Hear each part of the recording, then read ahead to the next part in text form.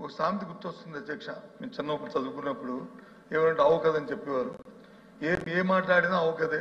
ఆవు తెల్లగా ఉండు, పాలు ఇచ్చిన పాలు తెల్లగా, పాలు వచ్చి తెల్లగా ఉంటాయి, పెరుగు పెట్టిన పెరుగు వచ్చి తోడేస్తే వెన్న వస్తుంది, వెన్న వచ్చి నెయ్యి అవుద్ది.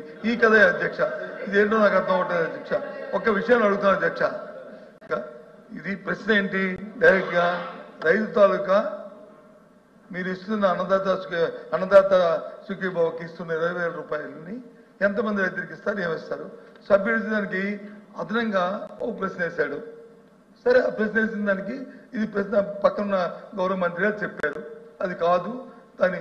నేను కూడా అది కాదు, ఈ తప్పు డైరెక్షన్లో అది కాదని కూడా నేను కూడా చెప్పి ఆగండి, అది కాదు, ప్రశ్న వరకే ఉండాలి, ఎందుకంటే ఇది ప్రశ్నోత్తర సంఘం. అధ్యక్ష, బీఎస్సీ మీటింగ్ జరిగింది. అందులో గౌరవ సభ్యులు ఇందులో ఉన్న వాళ్ళు కూడా బీఎస్సీ మీటింగ్లో కూడా ఉన్నారు. ఏమని అడిగాం అధ్యక్ష? మేము ఇచ్చిన బీఎస్సీ మీటింగ్లో చర్చ పెట్టింది షార్ట్ డిస్కషన్. ఫస్ట్ మేము మా రిక్వెస్ట్ ఏంటి, రైతు సమస్యల మీద చర్చించాలి ఈ సభలో అని చెప్పి ఫస్ట్ డిస్కషన్ ఇచ్చాము అధ్యక్ష.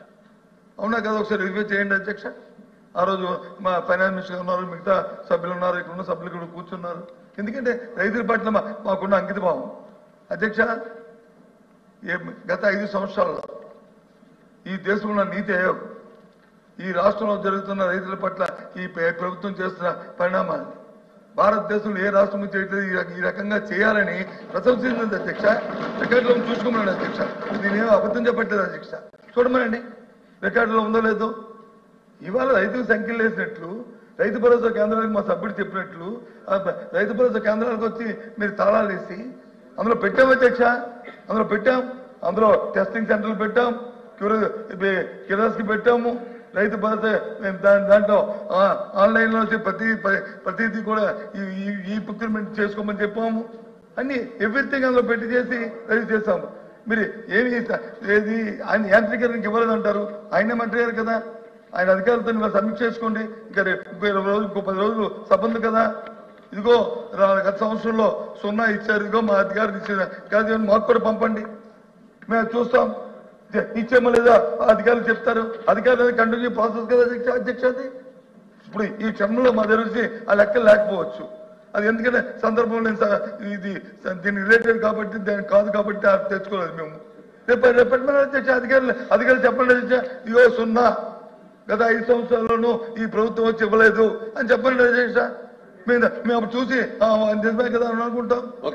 ఆయన రివ్యూ పెట్టమని అధ్యక్ష, రివ్యూ పెట్టుకొని ఆయన తెలుసుకుని చెప్పండి అదే. ఒక్క నిమిషం అధ్యక్ష. ఇప్పుడు సూటిగా అడుగుతున్నాం. ఇప్పుడు మంత్రి గారు చెప్పిన మాట మీద, ఎందుకంటే మంత్రి గారు ఇక్కడ చెప్తున్నారు అధ్యక్ష, బయటికి వెళ్ళిన తర్వాత వచ్చి ఇంకోటి జరుగుతుంది అధ్యక్ష. 2-3 సార్లు సందర్భాల్లో జరిగింది కాబట్టి దానికి ఉదాహరణ కూడా మీకు ఇమ్మంటే మీకు మంత్రి గారితో కలిసి ఇస్తాను, లేదంటే రాతపూర్వకంగా పంపిస్తాను సభలను. ఇప్పుడు మీరేం చెప్పారు, 43 లక్షల మందికి వచ్చి కేంద్ర ప్రభుత్వం ఇస్తున్న ఏదైతే కిసాన్ ఇస్తున్నారు అది కాకుండా ఇంకో 10 లక్షల మంది ఉన్నారు. అంటే గత సంవత్సరం ఇచ్చిన 53 లక్షలు, ఏదైతే 53 లక్షల పైసలకి ఏదైతే లాస్ట్ టైం మేము రైతు భరోసా ఇచ్చామో అంత ఉన్నారు, ఇంకంతకంటే ఎక్కువ కూడా ఉండొచ్చు అనేది మంత్రి గారు కమిటీ అయ్యారు అధ్యక్ష. 1,10,000 కాదు, తప్పు కాదు, 1,10,000 కాదు, తప్పు. 10 లక్షల మంది ఎక్స్ట్రా ఉంటారని చెప్పారు. ఈ 43 కాక ఇంకో 10 అని చెప్పారు. నువ్వు సరిగ్గా ఇంకా ఉండొచ్చు, గ్రామాల్లో కూడా ఉండొచ్చు అని చెప్పారు మంత్రి గారు. సంతోషం అధ్యక్ష. దయచేసి అంటే సుమారు 53 లక్షలు ఏదైతే రైతు భరోసా ఇచ్చారో లాస్ట్ టైము, దానికి ఆ క్రైటీరియా ఇచ్చి అంతమందికి ఇస్తాం నేను కమిటీ కాబట్టి ఇవ్వండి. దానికి తగ్గట్టు బడ్జెట్లో వచ్చి కేటాయింపులు దాన్ని ఏ రకంగా సేకరించుకొని ఇవ్వండి, మాకే అభ్యంతరలే, ఇవ్వండి. ఇవ్వాలనే కోరిక, ఇవ్వాలనే మా డిమాండ్. ఆ రైతుకి మంచి జరగాలనే మా కోరిక. దాంతోపాటు ఇన్సూరెన్స్ గురించి వచ్చి చెప్పారు అధ్యక్ష. ఇన్సూరెన్స్ కంపెనీ నీకు ప్రభుత్వం వచ్చి ఇన్సూరెన్స్ కడుతున్నప్పుడు ఆ తాలూకా ఏదైతే నేషనల్ కలామిటీస్ జరిగినప్పుడు ఆ ఇన్సూరెన్స్ డబ్బు రైతుకి అందాలి కదా అధ్యక్ష. ఆ కట్టిన డబ్బు కంట ఈ ప్రభుత్వం కడుతున్న డబ్బు కంటే దాన్ని తక్కువ వస్తే అప్పుడు ప్రభుత్వాలు ఆలోచించండి. కాకపోతే ఇప్పుడు మీరు ఎన్టీఆర్ ట్రస్ట్ అని పెట్టాం కదా అధ్యక్ష, దానికి ఆరోగ్యశ్రీకి, అలాగే రాజీవ్ ఆరోగ్యశ్రీ పెట్టారు కదా, ట్రస్ట్ పెట్టారు. ఎందుకు పెట్టారు ట్రస్ట్ని? ఆ రోజు ఇచ్చిన క్లైమ్స్ కంటే ప్రభుత్వం కడుతున్న డబ్బు ఎక్కువ అవుతుంది కాబట్టి ఈ ప్రభుత్వానికి ఆదాయం చేసుకోవడానికి ఒక ట్రస్ట్ని ఏర్పాటు చేసుకుంది. ఆ ట్రస్ట్ ద్వారా ఇన్సూరెన్స్ ఇచ్చారు అధ్యక్ష.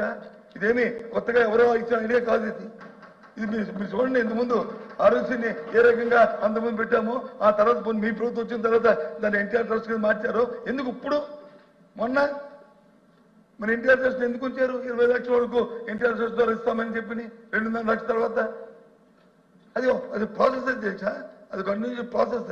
అదేమి కొత్త విధానం కాదు. అది దయచేసి అర్థం చేసుకోవాలి. అంతేగాని ఏదో జరిగాం కదండి బురదలడానికి ప్రయత్నం చేయొద్దని గౌరవ మంత్రి గారిని కోరు. ఎందుకంటే ఆయన సీరియల్ మనం క్వశ్చన్ ఆన్సర్ తెలియక సభ్యుడు ఏదో అడిగాడు, బాబు మీరు అడిగింది అది రిలేటెడ్ కాదు దానికి ఇగో మా ప్రభుత్వం తాలూకా విధానం ఇది, దట్స్ ఆల్. అంతేగాని ప్రభుత్వం పై ప్రభుత్వం మీ ప్రభుత్వం ఏం చేస్తుందో మా ప్రభుత్వం ఒక పని చేయండి అధ్యక్ష, డిబేట్ పెట్టండి. గత 1914 వరకు ఈ ప్రభుత్వం ఏం చేస్తుందో లేదు 14-19 ఒక విషయం అధ్యక్ష, షార్ట్ డిస్కషన్ ఉంది కదా, షార్ట్ డిస్కషన్ పెడదాం. సార్ ఒక్క నిమిషం ఆఖరిగా 14-19 తెలుసు అధ్యక్ష. రైతులు రుణమాఫీ చేస్తారని చెప్పిన హామీ ఇచ్చిన ప్రభుత్వం ఎందుకు చేయలేదు అధ్యక్ష? ఏ కారణం చేయలేదు అధ్యక్ష? మీరు చేయలేదు అధ్యక్ష. రైతులని మోసగించండి కాదా? రైతులు ఇబ్బంది పెట్టిన పరిస్థితి కాదా? అది వచ్చి మనం మరిచిపోయి డిఆర్ వ్యాధాలు వలిస్తుంటే తమరు వచ్చి మాట్లాడితే ఈ సభకు వచ్చి చెప్తే ఏం చెప్పుకోవాలి అధ్యక్ష? కాబట్టి దయచేసి ఇది కన్ఫైన్ అయ్యి మేము చెప్తున్నాం అధ్యక్ష, మాకు వచ్చి ఈ ప్రభుత్వానికి రైతుల పట్ల చిత్తశుద్ధి లేదు, రైతుల పట్ల న్యాయం చేయడానికి వాళ్ళకి నమ్మకం లేదు. ఈ సభలో మాట బయట మాట చెప్తున్న ఈ సందర్భంలో రైతుల పట్ల మేము డిమాండ్ చేస్తూ రైతుల పట్ల ఈ సభ నుంచి ఈ ప్రశ్నకి వాకౌట్ చేస్తున్నాం అధ్యక్ష. చేస్తున్నాం అధ్యక్ష.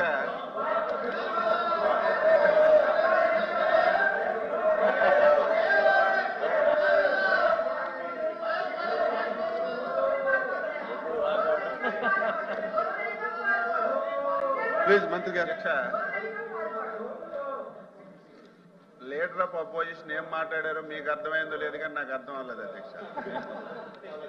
నేను చాలా స్పష్టంగా 2019 నుంచి 24 వరకు 1 సెంటు భూమైనా మీరు సాయిల్ టెస్టింగ్ చేశారని అడిగాను అధ్యక్ష.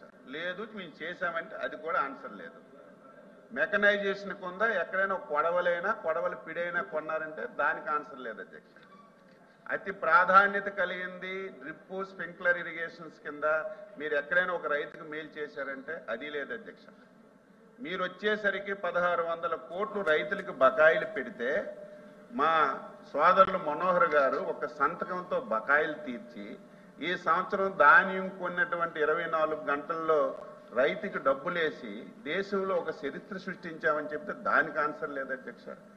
రైతు భరోసా కేంద్రాలు అధ్యక్ష, మీరు కూడా మీ ప్రాంతంకి వెళ్తే ఊరు ముందు దిష్టి బొమ్మలా కట్టారు అధ్యక్ష.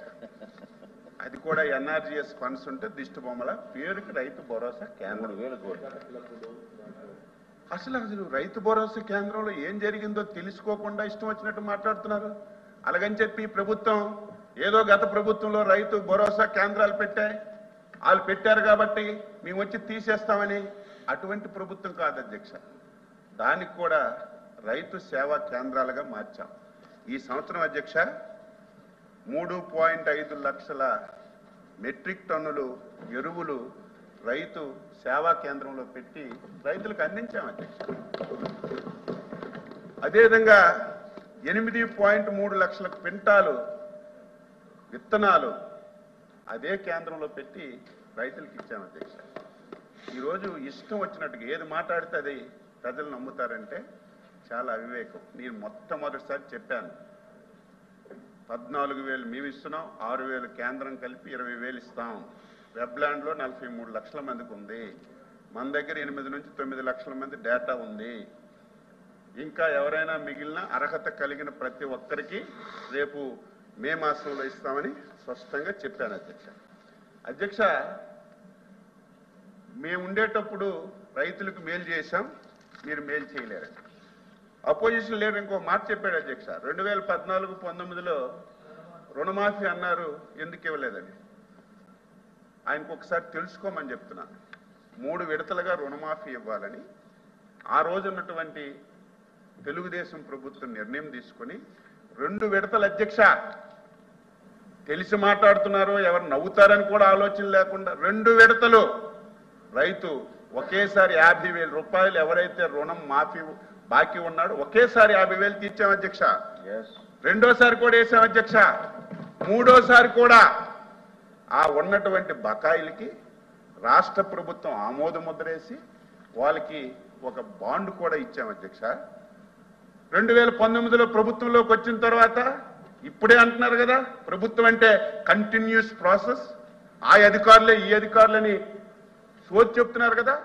2019లో మేము ఇచ్చిన బాండు ఆ రోజు ప్రభుత్వమే కదా ఇచ్చింది. మరి వచ్చిన తర్వాత ఆ బాండుకి ఎందుకు డబ్బులు ఇవ్వలేదు? ఆన్సర్ చేయమని చెప్తున్నాను. వెళ్ళిపోవడం కాదు, ఉండాలి, వాదించాలి. నేను చెప్పిన దానికి ఆన్సర్ చెప్పాలి. నేనేమైనా తప్పు మాట్లాడితే ఒక్కటైనా సరే ఆవు కదంట, నేను చెప్పింది ఒక్కటైనా సరే అవాస్తవం ఉంటే, అచ్చెన్నాయుడు గారు మీరు చెప్పింది తప్పని మీకు చెప్తే ఆన్సర్ చెప్తాను. ఏదో ప్రతిపక్షం ఉంది, మీరు ఆ చైర్లో ఉన్నారు, అవకాశం ఇస్తున్నారు, బయటకు వెళ్తారు. రైతు రుణమాఫీ మేము చేయలేదా? 2 సార్లు చేశాం, 3వ సార్లు ఆమోద ముద్రతో మేము బాండ్ ఇస్తే ఆ బాండ్లన్నీ పక్కన పడి రైతులు ఉసురు తీసుకున్నటువంటి వీళ్ళు రైతుల గురించి మాట్లాడుతున్నారు. వ్యవసాయం అంట దేశంలో అందరూ వచ్చి ఇది పెద్ద సర్టిఫికేట్ ఇచ్చారు ఇంట్లో పెట్టుకోమని. ఒకసారి అధ్యక్ష, ఏదైనా సరే నువ్వు మైక్ దొరికితే మాట్లాడవచ్చు, నేను మైక్ దొరికితే మాట్లాడవచ్చు.